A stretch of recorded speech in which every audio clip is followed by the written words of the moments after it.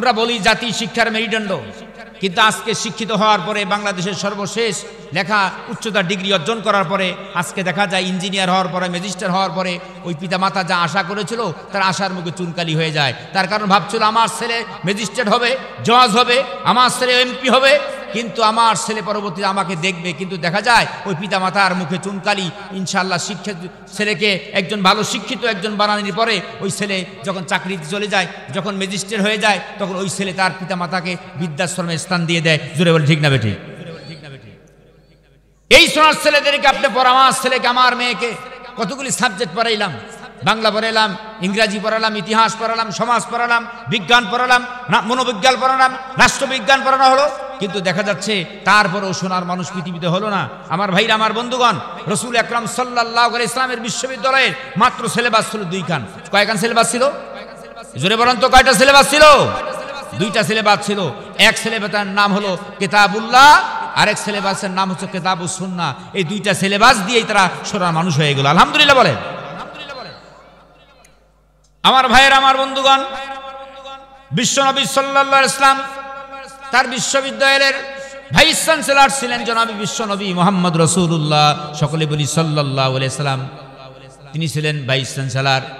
আর ওই বিশ্ববিদ্যালয়ের ছাত্র ছিল হযরতে আবু বকর, হযরতে ওসমান, হযরতে আলী, হযরতে খাব্বাব, হযরতে আনাস, হযরতে জুবায়ের। এই সমস্ত লোকেরা বিশ্বনবী সাল্লাল্লাহু আলাইহি ওয়াসাল্লামের ছাত্র ছিল। এই 2টা সিলেবাস পড়ে এমন মানুষ হয়ে গেল। রাসূলুল্লাহ সাল্লাল্লাহু আলাইহি ওয়াসাল্লাম বললেন এমন মানুষ হলো।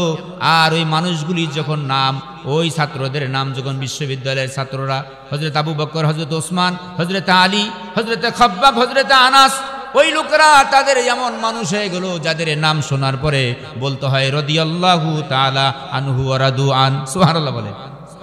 যারা নাকি আল্লাহর প্রতি রাজি খুশি ছিলেন, আল্লাহ তাআলাও তাদের প্রতি রাজি খুশি ছিলেন। চিৎকার দিয়ে বলেন আল্লাহু আকবার।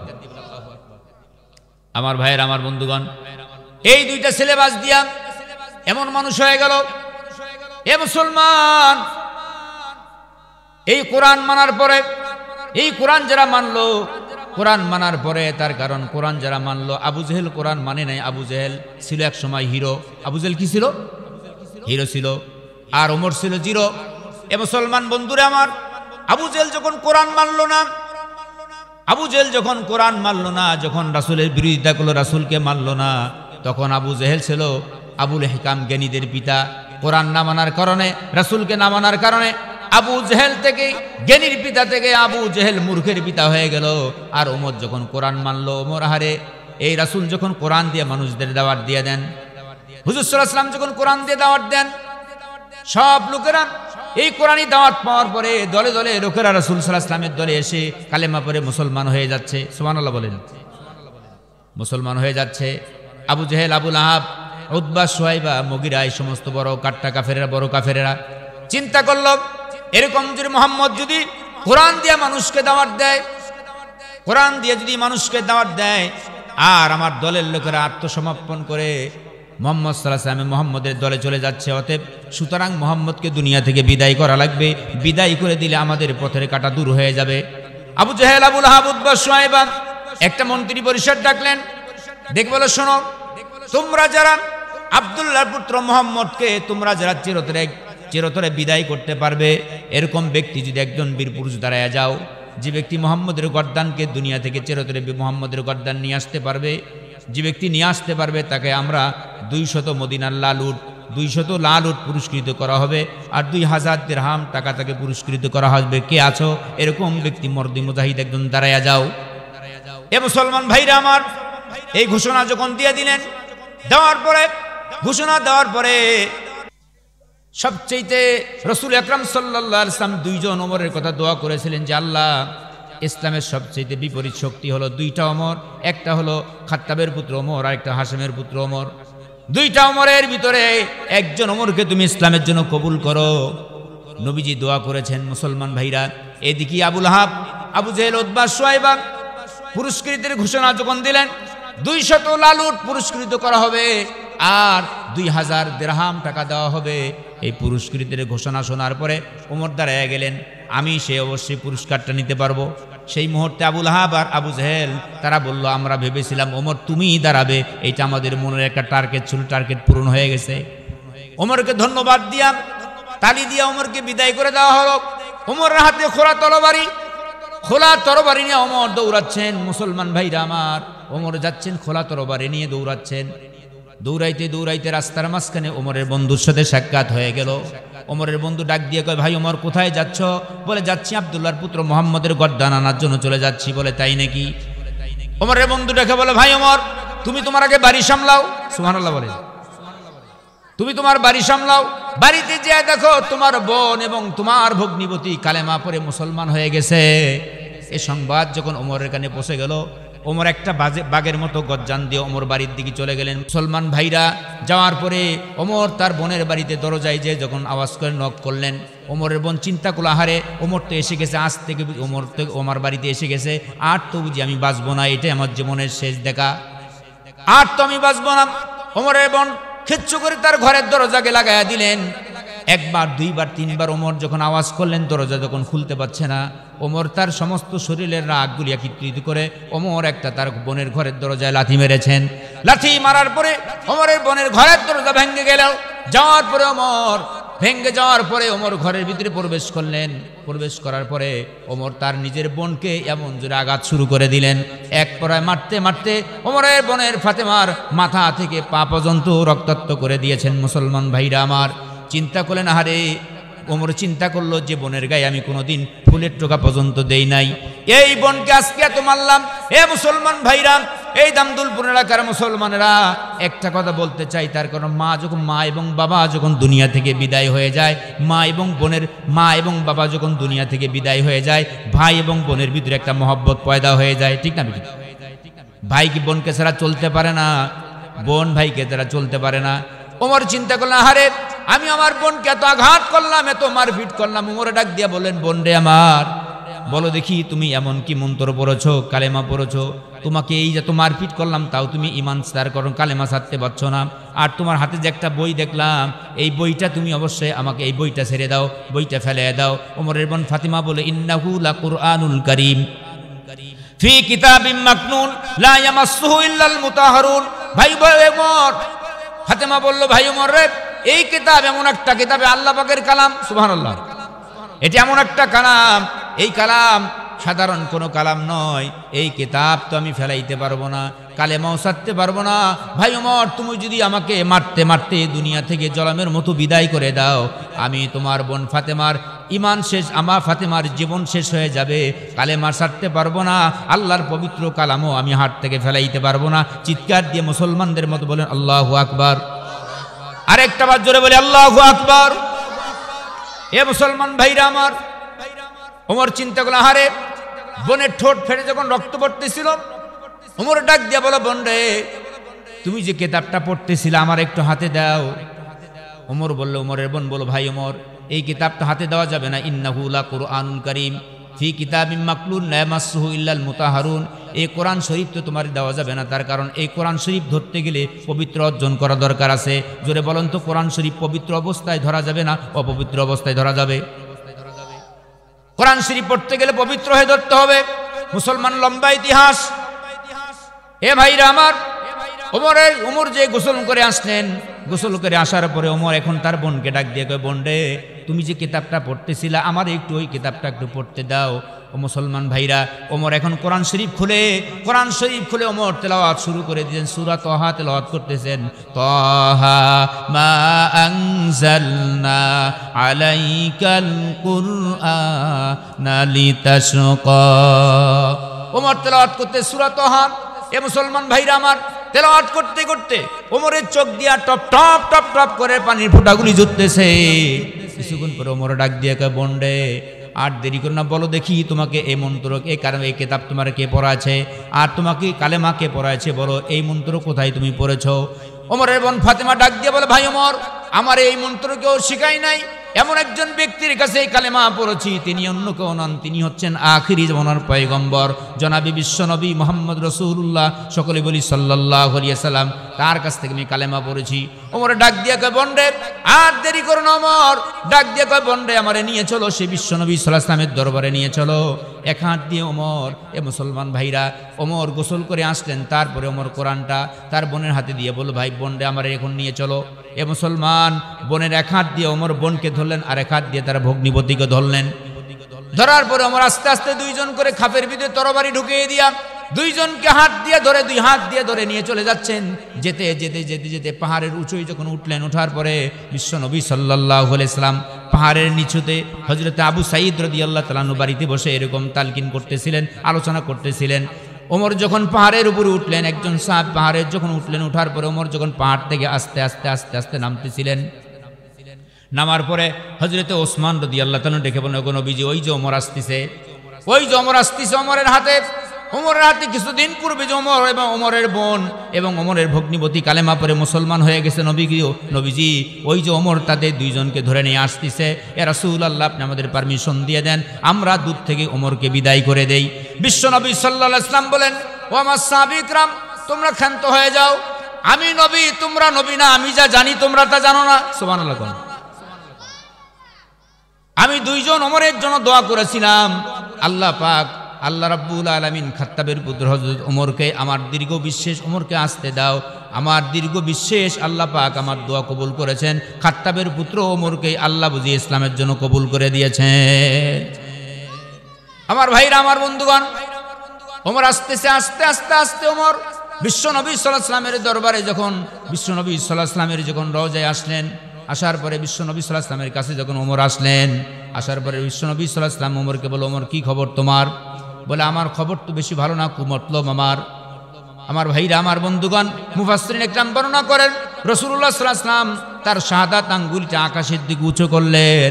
উঁচু করার পরে রাসূলুল্লাহ সাল্লাল্লাহু আলাইহি ওয়াসাল্লাম যখন ওই শাহাদাত আঙ্গুলটা ওমরের কোমরে একটা খোঁচা দিয়েছেন, তাফসীরের ভিতরে আসছে ওমরের চেহারার ভিতরে যখন ওমরের কোমরে যখন খোঁচা দিলেন, ওমরের চেহারার ভিতরে যেন একটা ভূমিকম্পের মতো কম্পন হয়ে গেছে। চিৎকার দিয়ে বলেন, আল্লাহু আকবার।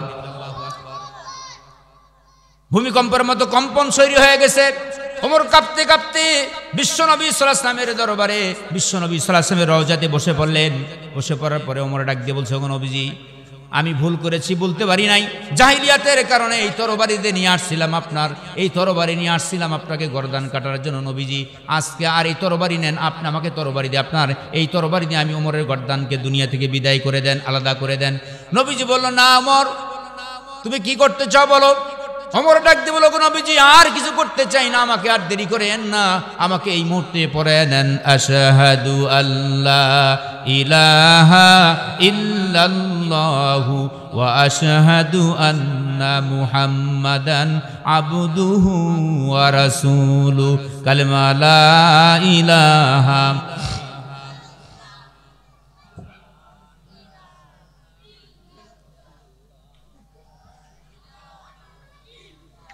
লা ইলাহা ইল্লাল্লাহ, লা ইলাহা ইল্লাল্লাহ, লা ইলাহা, লা ইলাহা ইল্লাল্লাহু মুহাম্মাদুর রাসূলুল্লাহ। সকলে বলি সাল্লাল্লাহু আলাইহি সাল্লাম। আমার ভাইরা, আমার বন্ধুগণ, ওমর মুসলমান হয়ে গেলেন। যাওয়ার পর ওমর ডাক দিয়ে বলছে, রাসূলুল্লাহ, এখন আর গোপনে দাওয়াত চলবে না, কোরআনের দাওয়াত প্রকাশ্যে দেওয়া লাগবে। আল্লাহু আকবার বলেন। এই যুবকেরা, তোমরা কথা বলতেছো কেন? কোরআনের দাওয়াত প্রকাশ্যে দিতে হবে, এখন আর গোপনে দাওয়াত চলবে না। জোরে বলি আলহামদুলিল্লাহ। আজকে মুসলমানকে বলতে চাই, 16 বছর পরে কোরআনের হক কথাগুলি সাধারণ লোকরাও বলতে পারেন না, কিছু বললেই বলা হয়েছে তোমাদের জঙ্গিবাদ, রাজাকার বলা হয়েছে। ঠিক না ঠিক? এখন কি আপনারা ভয় পাচ্ছেন? কারণ আমরা সেই মর্দে মুজাহিদ, আমাদেরকে কোরআনের কথা বললে আমাদেরকে মৌলবাদ বলা হতো, রাজাকার বলা হতো, কিন্তু আসল কথা তারা অর্থ বোঝে নাই। মৌলবাদ শব্দের কথা আসছে, মৌলবাদ শব্দের অর্থ হলো মূল থেকে। আলহামদুলিল্লাহ। আমরা 90% মুসলমান, 95% মুসলমান আছি মূলে। মূলে আছে কোরআন, মূলে আছে আল্লাহ, মূলে আছে রাসূল, মূলে আছে হাদিস, মূলে আছে কোরআন, মূলে আছে হাদিস, মূলে আছেন আল্লাহ, মূলে আছেন রাসূল, আর মূলে আছে মুসলমান। এই মুসলমানরা যারা তোমরা আমাদেরকে কোরআন বিরোধী, তোমরা যারা কোরআন যারা সহ্য করতে পারো না, যারা আমাদেরকে মৌলবাদ বলে গালি দাও, আমরা আছি মূলে, তোমরা আসো আগায়। এই মূলে আমরা 90-95% মুসলমান মূলে আছি। বান্দরা আগায় বসে, আমরা আছি মূলে, তোমরা আসো আগায়। আগায় বসে বান্দ্রামো করো না। 90-95% মুসলমান মূল ধরে এমন ঝাঁকুনি দিবে, মামুর বাড়ি দিল্লি যা পড়বা, চিৎকার দিয়ে ঠিক না বেঠে? স্থানটা দিল্লিতেই হয়েছে, ভারতে কোনো জায়গায় হয় নাই। কি বলেন? কোরআনের পাকে আল্লামা সাইদি বলেছিলেন, যে কথাগুলি বলছেন তার জীবনে, বাস্তব জীবনে তা আজকে ভুলে গেছে। বাংলাদেশের মুসলমান তা বুঝতেছেন আল্লাহর ওলি কারে বলে। সুবহানাল্লাহ। যা বলে গেছে বাংলার জমিনে তা ইতিহাস পাতায় লেখা আছে। মুসলমান মনে হচ্ছে স্বপ্ন, স্বপ্ন নয়। আল্লাহর ওলি যা বলে গেছে, যেমন ভাবে বাংলাদেশ থেকে তোমাকে পতন হবে, এমন ভাবে তোমার বাংলাদেশে তোমার বেজ্জতি হবে, পতন হবে, ইন্দুরের খাল পর্যন্ত খুঁজে পাবা না। চিৎকার দিয়ে বলে ঠিক না বেটে? আমার ভাইরা, আমার বন্ধুগণ, সেই ওমর বললেন, রাসূল আমাকে পারমিশন দেন, আমারে পারমিশন দেন, আর আপনার, আমি শুধু নব মুসলমান, আমাকে পারমিশন দেন, আর আপনার আগের পূর্বে সাহাবায়ে কেরামদের আমার সাথে দেন। এখন আর এখানে দাওয়াত, গোপনে দাওয়াত চলবে না, প্রকাশ্যে দাওয়াত দিতে হবে। ওমর স্লোগান শুরু করলেন। ওমর স্লোগান ছিল নারায়ে তাকবীর। একটা আওয়াজ দিয়ে বলে নারায়ে তাকবীর। এই স্লোগানটা আমাদের দুনিয়াতে যতদিন, আজ দুনিয়ার পূর্ব দিগন্তে যতদিন সূর্য উঠবে, পশ্চিম দিগন্তে যতদিন সূর্য ডুববে, ততদিন নারায়ে তাকবীর, আল্লাহু আকবার স্লোগান চলবে। চিৎকার দিয়ে বলে ঠিক না বেঠে? আরেকটাবার আওয়াজ দিয়ে বলে নারায়ে তাকবীর। হচ্ছে না ভাই? জোরে আওয়াজ দেন। এই যে চেয়ারম্যানের ইলেকশনের সময় এক মুঠ মুড়ি আর একটা লাল চার যদি একটা 10 জন লোকে কাউলাইলে মনে হয় যে 2000 লোক কাউলাই দিচ্ছে। এখানে তো মোটামুটি 100-150 লোক হয়েছেন না? আলহামদুলিল্লাহ। একটু জোরে চিৎকার দিয়ে আল্লাহকে খুশি করার জন্য আকাশ বাতাস মুগ্ধ হয়ে এই আসমান, 7 আসমান পাড়ি দিয়ে আল্লাহর আরশ আজিবে আওয়াজ চলে যাক, এটা আপনারা চান না? একটু চিৎকার দিয়ে বলে নারায়ে তাকবীর, লিল্লাহে তাকবীর। আল কোরআনের আলো, আল হাদিসের আলো, কোরআন আছে যেখানে। থাকবো তো ইনশাল্লাহ। সম্মানিত ভাইরা, ওমর স্লোগান দিয়ে চলে গেলেন। আজকে বলতেছিলাম সে ওমর কেমন মানুষ হলো, কি বলবো। আরে রাসূল আকরাম সাল্লাল্লাহু আলাইহি ওয়াসাল্লামকে সাহাবায়ে কেরাম কত মহব্বত করছে, কত মহব্বত করেছেন। রাসূল যখন সামনে আসতেন, পৃথিবীতে শুনুন, সমস্ত পৃথিবীর মানুষের ভালোবাসা একত্রিত করে যদি একজন রাসূলুল্লাহ সাল্লাল্লাহু আলাইহি ওয়াসাল্লাম, একজন সাহাবী রাসূলকে যত ভালোবাসছেন, সমস্ত পৃথিবীর মানুষের ভালোবাসা এক পাল্লাই দিলে একজন সাহাবী রাসূলকে যত ভালোবাসছেন, কিন্তু সমস্ত পৃথিবীর মানুষের ভালোবাসার চাইতে একজন সাহাবীর ভালোবাসাই বেশি হয়েছে। আলহামদুলিল্লাহ। রাসূলুল্লাহ সাল্লাল্লাহু আলাইহি ওয়াসাল্লাম যখন সামনে আসতেন, রাসূল যখন সামনে আসতেন, সাহাবায়ে কেরাম এমন ভাবে রাসূলের দিকে তাকাতেন, আহারে তাকাতেন, চোখের পাতা বন্ধ মেলতেন না। তার চোখের পাকে এমন তাকায় থাকতেন, চোখের পাতা মারতেন না, কারণ একটু পাতা মারলেই আমরা রাসূলকে দেখে দেখা থেকে বঞ্চিত হয়ে যাব, এমন ভাবে তাকায় থাকতেন। আলহামদুলিল্লাহ বলি।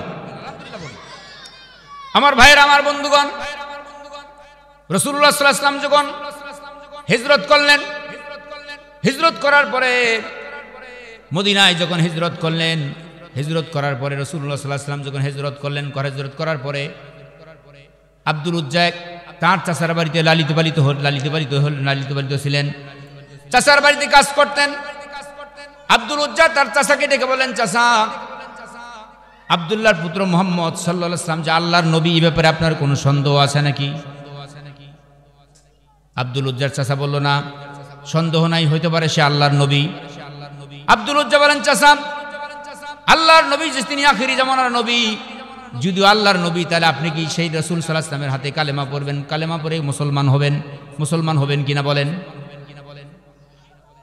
আব্দুল উজ্জার চাচা বলল, ভাতিজা, আমি মুসলমান হব না, কালেমা গ্রহণ করব না। আব্দুল উজ্জা ডেকে বলে, চাচা, চিন্তা করেছিলাম যে আপনি আগে চাচা ইসলাম কবুল করবেন, তারপরে আপনার ভাতিজা আমি আব্দুল উজ্জা ইসলাম কবুল করব। ও চাচা, আপনি যেহেতু কালেমা পড়বেন না, ইসলাম কবুল করবেন না, ও চাচা, আমি আপনাকে সাক্ষী রেখে এই মুহূর্তে পড়ে নিলাম, তাওহীদের কালেমা পড়ে নিলাম, লা ইলাহা ইল্লাল্লাহু মুহাম্মাদুর রাসূলুল্লাহ। আব্দুল উজ্জা কালেমা পড়ে মুসলমান হয়ে গেলেন। এ মুসলমান ভাইরা আমার, মুসলমান হয়ে গেলেন। মুসলমান হওয়ার পরে আব্দুল উজ্জার চাচা থেকে বলো, ভাতিজা আব্দুল উজ্জারে কালেমা পড়েছো? বলে হ্যাঁ। বেশ করেছো, কালেমা পড়েছো, কিন্তু এর পরিণতি তুমি কি জানো নাকি? বলে কিচ্ছু জানি না, এর পরিণতি কি হবে? চাচা বললে, ভাতিজা শোনো, এর পরিণতি হলো আমি তোমাকে যা আমার বাড়িতে যা কাজ করেছো, তোমার নামে যা উট দুম্বা যা দিয়েছিলাম, সবগুলি উট দুম্বাগুলি আমাকে ছেড়ে দেওয়া লাগবে। উট দুম্বাগুলি যা আছে, উট দুম্বা ভেড়া যা আছে, তোমাকে সবগুলি ফেরত দেওয়া লাগবে। আব্দুল উজ্জা বলেন, চাচা সব দিয়ে দিলাম। তারপর চাচা বলে, ভাতিজারে জামার পরনের গায়ের যে জামার পরনের যে লুঙ্গি, এই জামাটা এবং পরনের লুঙ্গিটা আমার টাকা দিয়ে ক্রয় করা, এইটা দেওয়া লাগবে। চাচার চিন্তা হলো, আমার ভাতিজা বড় হয়ে গেছে, যুবক হয়ে গেছে, এর কারণে টাকা দিয়া এরকম টাকাও তার হাতে নাই, জামা কিনবে লুঙ্গি কিনবে এরকম টাকাও তো নাই। হয়তো বা তার লজ্জা স্থানের ক্ষেত্রে শরমের ব্যাপারে নবীজির কালেমা, আব্দুল্লাহর পুত্র কালেমা ছেড়ে দিবে, ইমান ছেড়ে দিবে। কিন্তু এই কথা বলার পরে আব্দুল উজ্জা বললেন, চাচা ইমানের জন্য যা চাবেন তাই আমি ইমানের জন্য দিয়ে দিব। সাথে সাথে আব্দুল উজ্জা গায়ের জামা আর পরনের লুঙ্গি খুলে চাচার কাছে ফিকি দিয়ে দিলেন। আমার ভাইয়ের আমার বন্ধুগণ, আমার ভাইয়ের আমার বন্ধুরা, আব্দুল উজ্জা যুবক মানুষ, তরুণ যুবক, দুহাত দিয়ে তার লজ্জা স্থানকে ঢেকে মায়ের কাছে চলে গেলেন। হেঁটে হেঁটে মায়ের কাছে চলে গেলেন। মাকে যেয়ে বলেন, মা গো, ও মা, মা বলে যখন ডাক দিলেন, মা গরিব মানুষ, সন্তান অনেক দিন পরে সন্তান এসে মা বলে ডাক দিলেন। মা সন্তানের দিকেই তাকালেন, তাকায়া দেখে আরে যুবক, তরুণ যুবক, উলঙ্গ অবস্থা। মা ডেকে বলে, যুবক রে বাবা আব্দুল উজ্জা, তোমার এই অবস্থা কেন? তোমার দুরবস্থা কেন? আব্দুল উজ্জা বলে, মা গো, চাচার বাড়িতে লালিত বাড়িতে ছিলাম, আর ওই চাচা ইসলাম অপরাধ একটাই, আমার কালেমা পড়েছি, তাওহীদের কালেমা পড়েছি। তাওহীদের কালেমা পড়ার কারণে চাচা আমাকে যা উট দুম্বা যা দিয়েছিল সবগুলি আমার কাছ থেকে ছিনিয়ে নিয়েছে। ঘর পর্যন্ত আমার কাছ থেকে, ঘরটাও পর্যন্ত নিয়েছে। এমন কি মাগো, চাচার টাকা দিয়ে আমাকে জামা দিয়েছেন, লুঙ্গি দিয়েছেন। মাগো চাচা এই লুঙ্গিটাও, গায়ের জামা এবং পরনের লুঙ্গি পর্যন্ত চাচা সবকিছু আমার কাছ থেকে নিয়েছে। মাগো ইমানের জন্য, একমত ইমানের জন্য গায়ের জামা পরনের লুঙ্গি পর্যন্ত ইমানের জন্য আনতে পারি নাই। সুবহানাল্লাহ। আমার ভাইয়ের আমার বন্ধুগণ, মা ডেকে বলো, বাবা তোমার আমার কাছে কি চাও? কি তুমি আমার কাছে চাও? আব্দুল উজ্জা বলো, মা কিচ্ছু চাই না, তুমি আমার একটা পরবস্ত্র দিয়ে দাও, আমার একটা কম্বল দিয়ে দাও। মা বলছো, ব্যাটারে আমার কাছে তো কোনো বস্ত্র নাই, একটা পুরাতন কম্বল আছে। মা ওই তার যুবককে আব্দুল উজ্জাকে কম্বলটা, পুরাতন কম্বলটা দিয়ে দিলেন। আব্দুল উজ্জা, মুসলমান ভাইরা, আব্দুল উজ্জা ওই কম্বলটাকে দুইটা টুকরা করলেন, একটা টুকরা করে পরনে পড়লেন, আরেকটা টুকরা করে গায়ে পড়লেন। হাঁটুও ডাকে না, শরীরও ডাকে না, এরকম করে ঠান্ডার রাত হেঁটে, পায়ে হেঁটে, গাড়িতে চলে অনেক কষ্ট করে মদিনায় পৌঁছে গেলেন। সুবহানাল্লাহ বলেন। মদিনায় পৌঁছে গেলেন। মসজিদে নববীর বারান্দায় আব্দুল উজ্জা বসা। আব্দুল উজ্জা মসজিদ নববীর বারান্দায় বসা। ঠান্ডার রাত, কাঁপতেছে, ঠান্ডার কারণে থরথর করে কাঁপতেছে। নবীজি ঘর থেকে বেরিয়ে আসলেন, এসে দেখেন দরজার ঘর থেকে বেরিয়ে আসলেন, এসে দেখেন আব্দুল উজ্জা মসজিদে নববীর বারান্দায় বসা। নবীজি বলেন, তোমার নাম কি? হে যুবক, তোমার কি পরিচয়? আব্দুল উজ্জা বলে, রাসূলুল্লাহ, আমার নাম আব্দুল উজ্জা। বলে, তোমার এই অবস্থা কেন? আব্দুল উজ্জা বলে, রাসূলুল্লাহ, আমি কালেমা পড়েছি, আমার চাচার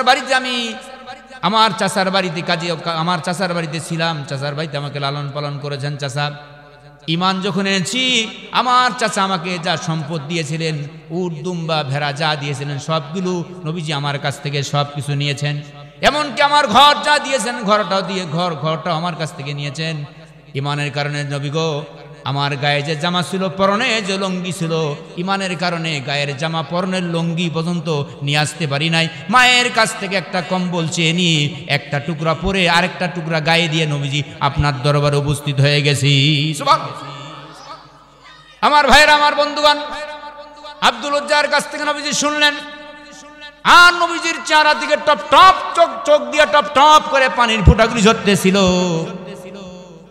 নবীজি আব্দুল উজ্জাকে ডেকে বলে, আব্দুল উজ্জা রে, তোমার নাম আজ থেকে আব্দুল্লাহ নয়, তোমার নাম আজ থেকে আব্দুল উজ্জা নয়, তোমার নাম আজ থেকে আব্দুল্লাহ। সুবহানাল্লাহ। এ মুসলমান ভাইরা আমার, নবীজি আব্দুল্লাহকে বললেন, আসহাবে সুফফাকে নালিশ করলেন। আসহাবে সুফফাই আব্দুল্লাহকে বসতে দিলেন।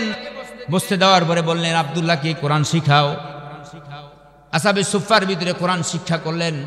আব্দুল্লাহ নতুন ঈমান ইসলাম কবুল করলেন, কোরআন শিক্ষা করতেছেন। কোরআন শিক্ষা করার পরে আব্দুল্লাহ তার নতুন ঈমান কোরআন শিক্ষা করার পরে এত জোরে জোরে কোরআন তেলাওয়াত করতেছে। মুসলমান ভাইরা কোরআন তেলাওয়াত করতেছে। তেলাওয়াত করার জন্য আব্দুল্লাহ সাহাবায়ে কেরাম আসহাবে সুফফা রাসূলের কাছে নালিশ করলেন। সাহাবায়ে কেরাম নালিশ করেন, রাসূলুল্লাহ আব্দুল্লাহ এত জোরে জোরে কোরআন শরীফ চিল্লায়, কোরআন শরীফ তেলাওয়াত করে, যার কারণে আমরা ঘুমাইতে পারি না। আব্দুল্লাহ চিল্লানি যেন আমাদের ঘুম হয় না। নবীজি বলেন, আমার সাহাবায়ে কেরাম আব্দুল্লাহর ব্যাপারে কোনো নালিশ করিও না, তার কারণ আব্দুল্লাহর ঈমান বড় দামের ঈমান হয়েছে। ঈমান আনার কারণে জায়গা জমি যা আছে সব হারায়ছে, এমনকি ঈমানের কারণে গায়ের জামা পরনের লুঙ্গি পর্যন্ত ঈমানের কারণে আনতে পারে নাই। সুবহানাল্লাহ। আমার ভাইয়েরা, আমার বন্ধুগণ, আমার ভাইয়েরা, এইদিকে তাবুকের যুদ্ধ শুরু হয়ে তাবুকের যুদ্ধের দামা বেজে উঠলেন। সাহাবায়ে কেরামদের কাছে রাসূলুল্লাহ সাল্লাল্লাহু আলাইহি ওয়াসাল্লাম সাহাবায়ে কেরামদের বললেন, ওমা সাহাবায়ে কেরাম, তাবুকের যুদ্ধের জন্য তোমরা যে যা বড় সাহায্য করো। মুসলমান ভাইরা আমার, এইদিকে তাবুকের যুদ্ধের দামা বেজেছেন, তাবুকের যুদ্ধের দামা বেজে উঠলেন। সাহাবায়ে কেরাম রাসূলুল্লাহ সাল্লাল্লাহু আলাইহি ওয়াসাল্লামকে এমন ভাবে নারী পুরুষ সকলে একত্রিত হয়ে রাসূলকে দান করলেন। মহিলারা কানের দুল, গরার হাল, পুরুষরা যে যা পারে সকলে দান করে দিলেন।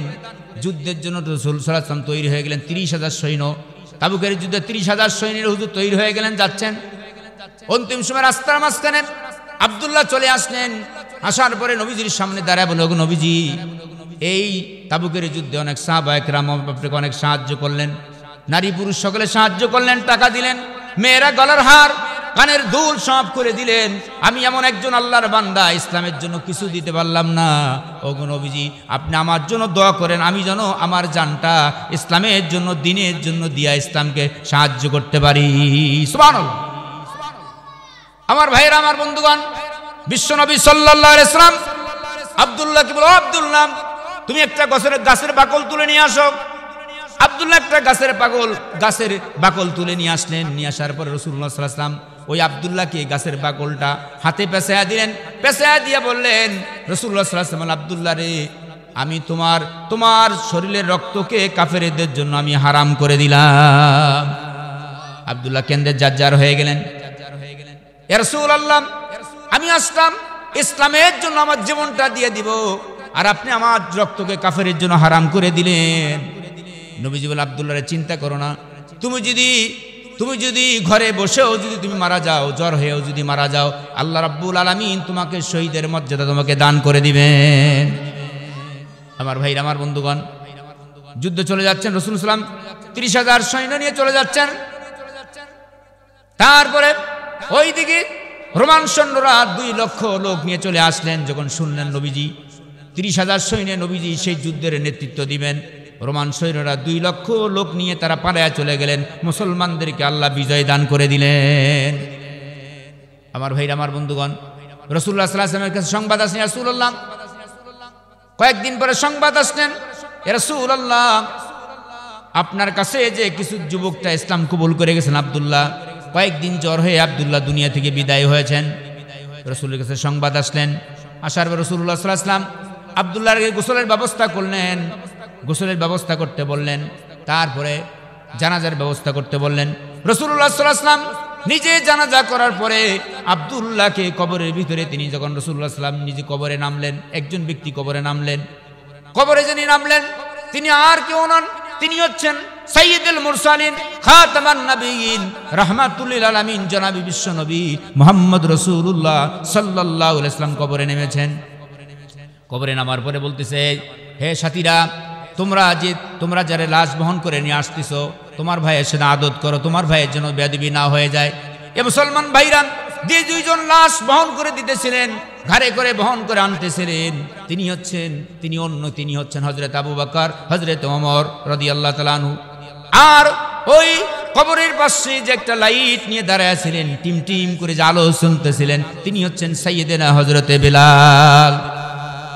আমার ভাইরা, আমার বন্ধুগণ, রাসূলুল্লাহ সাল্লাল্লাহু আলাইহি ওয়াসাল্লাম কবরে রাখার পরে আব্দুল্লাহকে কবরে রাখার পরে, কবরস্থ করার পরে, রাসূলুল্লাহ সাল্লাল্লাহু আলাইহি ওয়াসাল্লাম কবরস্থ করার পরে, আব্দুল্লাহর লাশটা কবরস্থ করার পরে রাসূল দুই হাত তুলে আল্লাহর কাছে বললেন, আল্লাহ আমি সারাটা দিন আব্দুল্লাহর প্রতি রাজি ছিলাম আর খুশি ছিলাম, আল্লাহ গো তুমি আব্দুল্লাহর প্রতি রাজি খুশি হয়ে যাও। পাশে হযরত আব্দুল্লাহ ইবনে মাসউদ রাদিয়াল্লাহু তাআলা ছিলেন, ডুকরে কেঁদে উঠে বলেন, আয় আল্লাহ আব্দুল্লাহর লাশটা কত ভাগ্যবান হয়েছে, আব্দুল্লাহ কত ভাগ্যবান হয়েছে, আজকে আব্দুল্লাহর লাশটা না হয়ে আমি আব্দুল্লাহ ইবনে মাসউদের লাশটা যদি হয়ে যেত আমার জীবনটা কত যেন ধন্য হয়ে যেত। আমার ভাইয়ের, আমার বন্ধুগণ, এরকম করে সাহাবায়ে কেরাম, এ মুসলমানেরা, পৃথিবীর সমস্ত মানুষ একজন সাহাবী রাসূলুল্লাহ সাল্লাল্লাহু আলাইহি ওয়াসাল্লামকে যত মহব্বত করেছেন, সমস্ত পৃথিবীর মানুষের ভালোবাসা, আর একজন সাহাবী রাসূলকে যা ভালোবেসেছেন, সমস্ত পৃথিবীর মানুষের ভালোবাসার চাইতে একজন সাহাবী রাসূলকে যত ভালোবেসেছেন তার ভালোবাসাই বেশি হয়ে যাবে। সুবহানাল্লাহ। আমার ভাইয়েরা, আমার বন্ধুগণ, এই জন্য আল্লাহ পাক বলেছেন, তুমিনুনা বিল্লাহি ওয়া রাসূলিহি ওয়া তুজাহিদুনা ফি সাবিলিল্লাহি বিআমওয়ালিকুম ওয়া আনফুসিকুম যালিকুম খায়রুল লাকুম ইন কুনতুম তা'লামুন। আল্লাহ তাআলা বলেন, তুমিনুনা বিল্লাহি, তোমরা আমি আল্লাহর প্রতি যারা তুমিনুনা বিল্লাহ, আল্লাহর প্রতি ঈমান এনেছো, ও তুজাহিদুনা ফি সাবিলিল্লাহ, তোমরা যারা দ্বীনের রাস্তায় যারা জিহাদ করেছে, ফি সাবিলিল্লাহ বিআমওয়ালিকুম ওয়া আনফুসিকুম, এবং তাদের জান এবং মাল দ্বারা, তোমরা যাদের তোমাদের জীবনটাকে ইসলামের জন্য যারা শহীদ করে দিয়েছো, জীবনটা দিয়েছো, কিয়ামতের দিন তোমাদেরকে আর প্রশ্ন করা হবে না। একজন শহীদের মৃত্যু হচ্ছে এরকম একটা পিঁপড়া কাটার চাইতে শহীদের মৃত্যুর যন্ত্রণা কম। চিৎকার দিবেন আল্লাহু আকবার। আমরা কখনো যদি এই দেশের জন্য, ইসলামের জন্য, কোরআনের জন্য যদি আমাদেরকে কোরআনের জন্য ডাক দেওয়া হয়, আমাদের জীবন দেওয়ার যদি প্রস্তুত হতে পারে, জীবন দেওয়া লাগতে পারে, আমরা কি জীবন দিতে পারবো? ইনশাআল্লাহ পারবো তো ইনশাআল্লাহ। হাত উঁচু নারায়ে তাকবীর, লিল্লাহি তাকবীর। আল্লাহ কবুল করে, হাত নামান। আমার ভাইরা, আমার বন্ধুগণ, তাহলে আজকে তারা এইভাবে রাসূলুল্লাহ সাল্লাল্লাহু আলাইহি ওয়াসাল্লামকে মহব্বত করেছেন। হযরত হানজালা রাসূলকে মহব্বত কি বলবো, আজকে তো আশেকের রাসূলের অভাব নাই, মুখে দাড়ি নাই, তারপরে রাসূলের সুন্নত নাই, দাবি করে আশেকের রাসূল। ঠিক না বেঠিক? খালি সুবিধাবাদ জিন্দাবাদ। গরম গরম জিলাপি দিয়ে আমি নবী সালাম আলাইকে বলি, বাস জিলাপি খাইয়া হুজুর আমি হুজুরের আশেক, এরকম আছে, ভণ্ড আছে না নাই? আশেক তো তারা। হযরত হানজালা রাদিয়াল্লাহু তাআলা রাসূল সাল্লাল্লাহু আলাইহি ওয়াসাল্লাম উহুদের ময়দানে হুজুরের যখন দন্দন মোবারক ভেঙে গেলেন, সাহাবায়ে কেরাম কে যেন আওয়াজ করে বলছে, হে উহুদবাসীরা, রাসূল সাল্লাল্লাহু আলাইহি ওয়াসাল্লাম নিখোঁজ হয়ে গেছে, রাসূলের খোঁজ নাই। হুজুরের উহুদ নিখোঁজের কথা শুনে হযরত হানজালা তিনি তার নিজের ফরজ গোসল পর্যন্ত করেন নাই। স্ত্রী বলছে, যাচ্ছে আওয়াজ যখন পড়লো হুজুর নিখোঁজ হয়ে গেছে, হযরত হানজালা তিনি তার তরবারি স্ত্রীকে ডেকে, ও স্ত্রী কোথায়, আমার তরবারি দাও, আমার বল্লমটা তরবারিটা আমার হাতে দিয়ে দাও। হযরত হানজালা স্ত্রী বলল, স্বামী আপনার গোসল ফরজ হয়েছে, আপনি গোসলটা করে যান। হযরত হানজালা বললেন, হে আমার স্ত্রী, কার জন্য গোসল করব, কার জন্য পবিত্র হব, যে নবী তো আমাদের দুনিয়ায় নাই, গোসল করার পর্যন্ত টাইম দেন নাই। সাথে সাথে তরবারি নিয়ে হযরত হানজালা জিহাদের ময়দানে চলে গেলেন। যাওয়ার পরে অনেকগুলি কাফেরকে দুনিয়া থেকে চিরতরে বিদায় করে দিয়া হযরত হানজালা শাহাদাত বরণ করলেন। হযরত হানজালার স্ত্রী সংবাদ, এই যখন যুদ্ধ থেমে গেলেন, হযরত হানজালার স্ত্রী চলে গেলেন। যাওয়ার পরে সাহাবায়ে কেরামকে ডেকে বলেন, আমার সাহাবায়ে কেরাম, রাসূলুল্লাহ সাহাবীরা বলো দেখি রাসূলুল্লাহ সাল্লাল্লাহু আলাইহি ওয়াসাল্লাম কোথায়? সাহাবায়ে কেরাম বলেন, রাসূলের কাছে যাওয়া যাবে না। বলেন, আমাকে রাসূলের কাছে যেতে দাও, আমার রাসূলের সাথে গোপন কথা আছে। সাহাবায়ে কেরাম বলে, ওই রাসূলুল্লাহ সাল্লাল্লাহু আলাইহি ওয়াসাল্লাম যুদ্ধে যত সাহাবায়ে কেরাম যত শহীদ হয়েছেন, হুজুরের নিখোঁজ কথা শুনে অনেক সাহাবায়ে কেরাম জীবন দিয়েছেন রাসূলুল্লাহ সাল্লাল্লাহু আলাইহি ওয়াসাল্লাম। তারপরে ওই মহিলা হযরত হানজালার স্ত্রী রাসূলুল্লাহ সাল্লাল্লাহু আলাইহি ওয়াসাল্লামের কাছে চলে গেলেন। যাওয়ার পরে রাসূলকে বলে, রাসূলুল্লাহ, আমি শুনেছি যারা জিহাদের ময়দানে যারা শহীদ হয়ে যায় তাদেরকে আপনি গোসল দাও, বিনা গোসলে মাটি দেন, বিনা গোসলে তাদেরকে মাটি দেওয়ার আদেশ আপনি দিয়েছেন। ইয়া রাসূলুল্লাহ, সবাইকে বিনা গোসলে মাটি দিয়ে দেন, কিন্তু আমি হানজালার স্ত্রী বলেছি হযরত হানজালার গোসল ফরজ হয়েছিল। আপনার কথা আপনি যখন নিখোঁজ হয়ে গেছেন, খোঁজ পাচ্ছে না, আমার স্বামী হানজালা গোসল পর্যন্ত করে নাই আপনার প্রেমে আসক্ত হয়ে। হানজালা আমার স্বামী যাদের ময়দানে শহীদ হয়ে গেছে, রাসূলুল্লাহ আমার স্বামীকে আপনি গোসল করে মাটি দিয়ে দেন, জানাজা করাইয়া দেন। রাসূল আকরাম সাল্লাল্লাহু আলাইহি ওয়াসাল্লাম বলেন, আমার সাহাবায়ে কেরাম হযরত হানজালার লাশ খোঁজো। ওই হযরত হানজালার লাশ রাসূল সাল্লাল্লাহু আলাইহি ওয়াসাল্লাম সাহাবা একরামদের হানজালার লাশ খোঁজার জন্য বললেন। রাসূল প্রাশিনী হয়ে গেছেন। আল্লাহ রাব্বুল আলামিন হযরতে জিবরাইলকে ডেকে বলল, জিবরাইল যাও আমার রাসূলকে প্রাশিনিক চিন্তা করতে নিশ্চিত করে দাও। আমার রাসূলের সাহাবী হযরতে হানজালা আমার রাসূলের কথা শুনে রাসূলের আসক্ত হইয়া, রাসূলের প্রেমে আসক্ত হয়ে যে ব্যক্তি ফরজ গোসল পর্যন্ত করেন নাই, জীবন দিয়েছেন, শহীদ হয়ে গিয়েছেন, আমি আল্লাহ তাআলা হযরতে হানজালার প্রতি এত রাজি আর খুশি হয়েছি, দুনিয়ার কোনো স্বাভাবিক পানি দ্বারা হানজালার গোসলের ব্যবস্থা করি নাই। আমি রব্বুল আলামিন হাউজে কাউসারের পানি আর রহমতের তৈরি ফেরেশতা দিয়া হযরতে হানজালার গোসলের কাজকে পরিপূর্ণ করে দিয়েছি। চিৎকার দিয়ে বলি আল্লাহু আকবার। আমার ভাইরা, আমার বন্ধুগণ, রাসূল আকাশের দিকে তাকায় আছেন, বিশ্বনবী সাল্লাল্লাহু আলাইহি ওয়াসাল্লাম আকাশের দিকে তাকায় আছেন। অন্তিম সময় দেখা গেল রাসূলুল্লাহ সাল্লাল্লাহু আলাইহি ওয়াসাল্লাম দেখলেন সাহাবা একরাম ওই ফেরেশতাকে আকাশ থেকে হযরতে হানজালাকে গোসল করে আর দুনিয়া রেখে গেলেন। রাসূলুল্লাহ সাল্লাল্লাহু আলাইহি ওয়াসাল্লাম হানজালার চেহারার দিকে তাকালেন, বলল হানজালাকে পাওয়া গিয়েছে। রাসূলুল্লাহ সাল্লাল্লাহু আলাইহি ওয়াসাল্লাম হানজালার চেহারার দিকে তাকালেন, তাকায়া দেখে যে হানজালার দাড়ি মোজ বেয়ে বেয়ে পানির ফোঁটাগুলি ঝরে যাচ্ছে। চিৎকার দিয়ে বলে আল্লাহু আকবার। এ মুসলমান ভাইরা আমার, এই জন্য দিনের জন্য তারা এইভাবেই তারা আল্লাহর জন্য জীবন দিয়েছেন। এরকম করে আমরা যদি সেই জীবনটা ইসলামের জন্য দিতে পারি, কিয়ামতের দিন আল্লাহ রাব্বুল আলামিন যারা জীবন দিয়েছে, শাহাদাত বরণ করেছে, আল্লাহ পাক বলেছে তোমরা যারা জীবন দাও এপারে দুনিয়া, ওই পারে আল্লাহর জান্নাত। চিৎকার দিয়ে বলি আল্লাহু আকবার। যারা জীবন দিয়ে দেয় তাদের জন্য একটা সেতু বা ব্রিজ, রাসূলুল্লাহ সাল্লাল্লাহু আলাইহি ওয়াসাল্লাম বলছে এপারে ব্রিজের এপারে দুনিয়া, ওপারে জান্নাত। সুবহানাল্লাহ বলেন। এই জন্য দিন কায়েমের জন্য আজকে আমরা অবশ্যই দিনের জন্য আমরা অবশ্যই আমাদের জীবনটা যদি প্রয়োজন হয় ইসলামের জন্য, কখনো কোনো নাস্তিক আর কোনো মুরতাদুল ইসলামের বিপক্ষে কথা বলে, আমার রাসূল কিনে গালি দেয়, আমরা সেখানে আমাদের জীবন দিয়ে হলো কোরআনের রাজ কায়েম করব, আমার রাসূলুল্লাহ সাল্লাল্লাহু আলাইহি ওয়াসাল্লামের সুন্নত নববীকে ঠিক রাখবো, টিকিয়ে রাখবো। জোরে বল ঠিক না ঠিক? পারবো না ইনশাআল্লাহ? আরো জোরে বলি পারবো না ইনশাআল্লাহ? আমার ভাইরা, আমার বন্ধুগণ, এরকম করে আজকে শুনুন কি বলবো। তারা এমন মানুষ হলেন, ইতিহাস সাক্ষী। আজকে মুসলমানকে বলতে চাই, তারা আল্লাহ রাস্তায় এরকম জীবন দিয়ে সব কিছু আল্লাহ রাস্তায় তারা ব্যয় করেছেন। নিজের জীবন দিয়া, নিজের জান, নিজের মাল সব কিছু আল্লাহ রাস্তায় ব্যয় করেছেন। আল্লাহ পাক বলেছে, বান্দা তোমরা যদি তোমাদের জান এবং তোমাদের মাল আল্লাহ রাস্তায় খরচ করো, আমি আল্লাহ এর বিনিময়ে জান্নাত দিয়ে দেবো। সুবহানাল্লাহ বলেন। আল্লাহ পাক বলেছেন, ইন্নাল্লাহা আশতারা মিনাল মুমিনিনা আনফুসাহুম ওয়া আমওয়ালাহুম বিআন্না লাহুমুল জান্নাহ।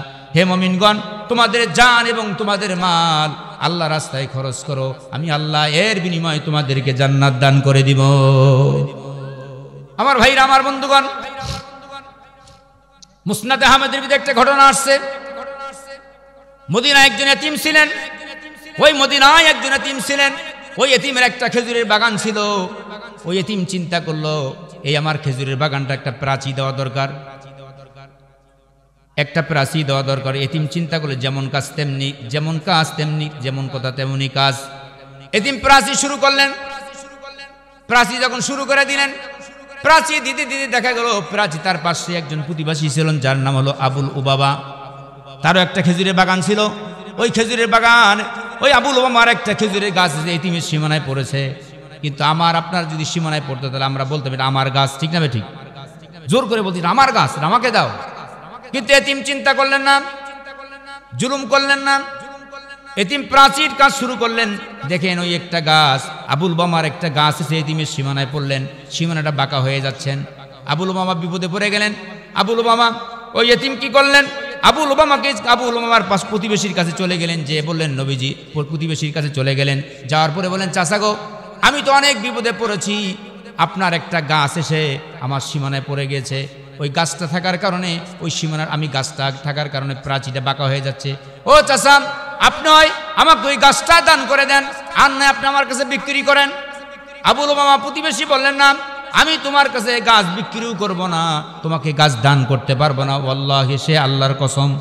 এতিম চিন্তা করলেন, এই ফয়সালা কেউ দিতে পারবে না। এই ফয়সালা যিনি দিবেন তিনি হচ্ছেন জনাবে বিশ্বনবী মুহাম্মদ রাসূলুল্লাহ সাল্লাল্লাহু আলাইহি ওয়াসাল্লাম। তো সারা তো এই কাজ ফয়সালা কেউ দিতে পারবে না। সুবহানাল্লাহ বলেন। আমার ভাইয়ের, আমার বন্ধুগণ, এতিম চলে গেলেন বিশ্বনবী সাল্লাল্লাহু আলাইহি ওয়াসাল্লামের কাছে, মসজিদে নববীতে চলে গেলেন। যাওয়ার পরে রাসূলুল্লাহ সাল্লাল্লাহু আলাইহি ওয়াসাল্লামকে এতিম সব কথাগুলি খুলে বললেন। নবীজি এতিমের কাছ থেকে সব কথাগুলি শুনলেন। শোনার পরে নবীজি সাল্লাল্লাহু আলাইহি ওয়াসাল্লাম সাহাবায়ে কেরামদের সাহাবায়ে কেরাম আবু লুবামাকে ডেকে নিয়ে আসো। এ মুসলমান ভাইরা, সাহাবায়ে কেরাম আবু লুবামাকে ডেকে নিয়ে আসলেন।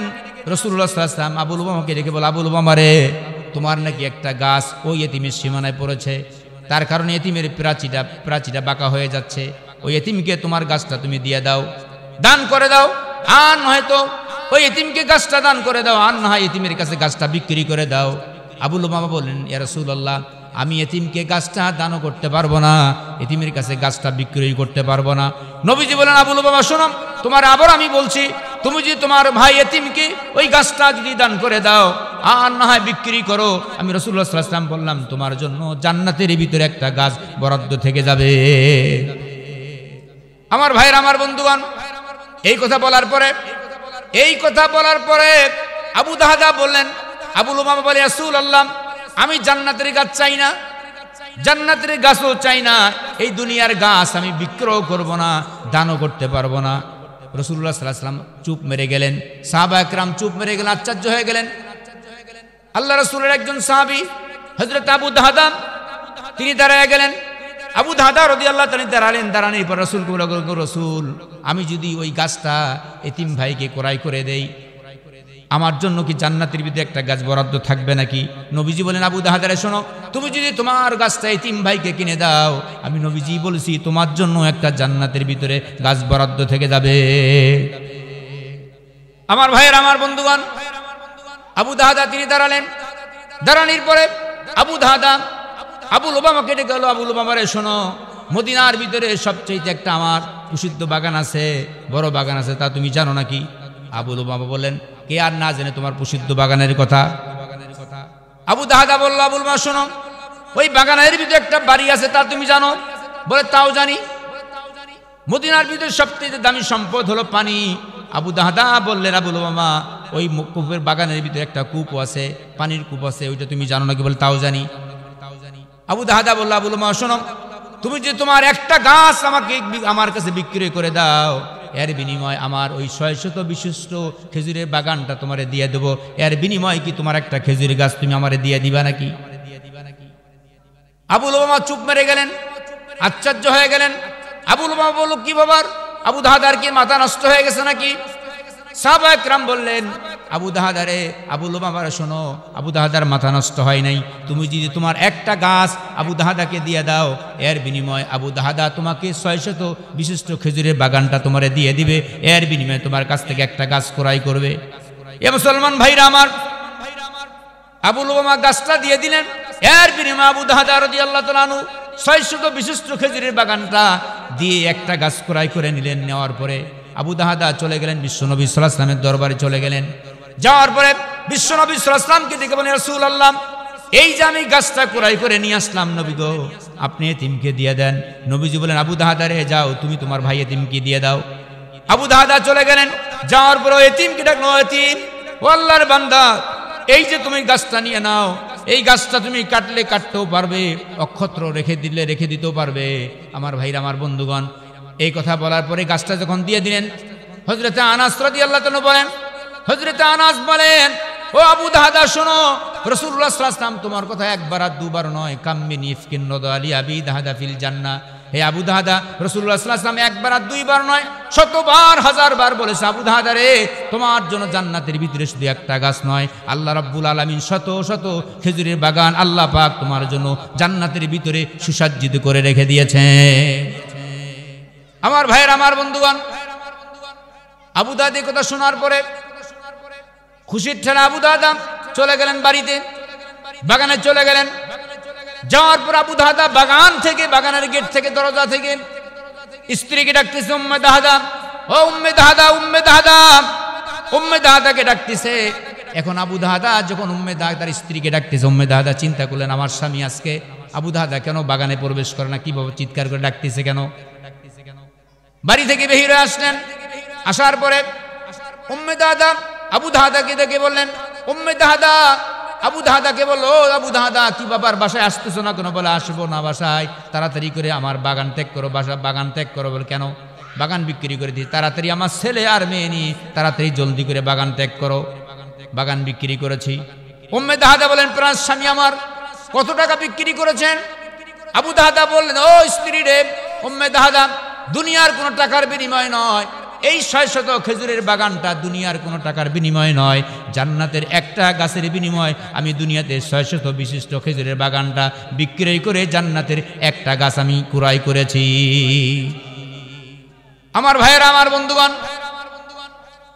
স্ত্রী বলল, আবু দাহদারে আপনি নিশ্চয়ই উত্তম খরিদ করেছেন, কিন্তু আপনার আমার স্ত্রী যদি হতো তাহলে বলতো যে আজকে এই দামদুলপুর মুরব্বী, আমাদের মুরব্বীর মাহফিলে পরে 35তম মাহফিল, এই মাহফিলে যদি কোনো ব্যক্তি 10,000 টাকা দান করেন, বাড়িতে ঘুমানির সাথে যদি শোনে যে অমুক আব্দুর রহমান 10,000 টাকা দান করছে, বাড়িতে যাওয়ার পরে স্ত্রী বলবে, কি টাকা কি আপনি একাই কামাই করছেন নাকি? বলতো না, টাকা কি আপনি একাই কামাই করছেন?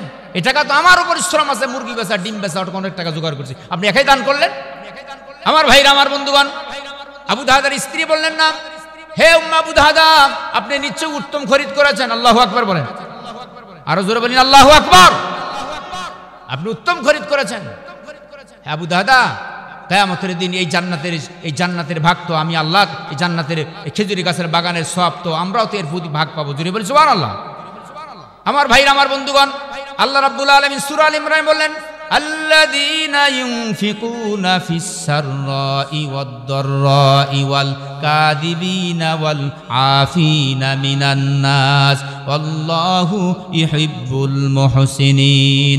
আল্লাহ রাব্বুল আলামিন বলেন, যারা অভাব এবং সচ্ছলতা অবস্থায় যারা আল্লাহ রাস্তায় যারা দান করে, আল্লাহ রাস্তায় যারা দান করে, এবং যারা রাগ নির্ণয়কারী এবং মানুষের প্রতি যারা ক্ষমাশীল, আল্লাহু ইউহিব্বুল মুহসিনিন, আল্লাহ রাব্বুল আলামিন সদাচরণকারীকে আল্লাহ ভালোবাসেন। চিৎকার দিয়ে বলি আল্লাহু আকবার, আরো জোরে বলি আল্লাহু আকবার, নারায়ে তাকবীর।